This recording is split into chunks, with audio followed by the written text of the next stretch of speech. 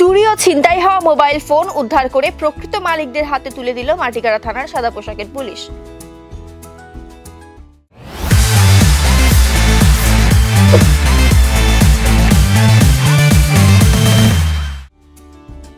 গত কয়েকদিন ধরে মাটিগাড়া থানায় বেশ কিছু মোবাইল চুরি ও ছিনতাইয়ের অভিযোগ দায়ের হয়। সেই অভিযোগের ভিত্তিতে তদন্তে নামে পুলিশ। উদ্ধার হয় 20টি মোবাইল ফোন। আজ উদ্ধার হওয়া সেই মোবাইলগুলি প্রকৃত মালিকদের হাতে তুলে দেওয়া হয়। হারিয়ে যাওয়া ফোন পেয়ে খুশি হন সকলে। পুলিশ কর্মীদের ধন্যবাদ জানান তারা। আমার বার্থডের দিন ফোনটা বাড়ি থেকেই হারিয়েছে। ভালো লাগছে, খুব ভালো লাগছে। মানে অ্যাকসেপ্ট করতে পারছি না যে আমাদের মাটিগাড়া থানার অফিসাররা, ঠিক আছে, ক্রাইম, ঠিক আছে, যে এত তাড়াতাড়ি আমার মনটা খুঁজে দিবে অ্যাকসেপ্ট করতে পারছি না আমি। এখন খুব ভালো লাগছে।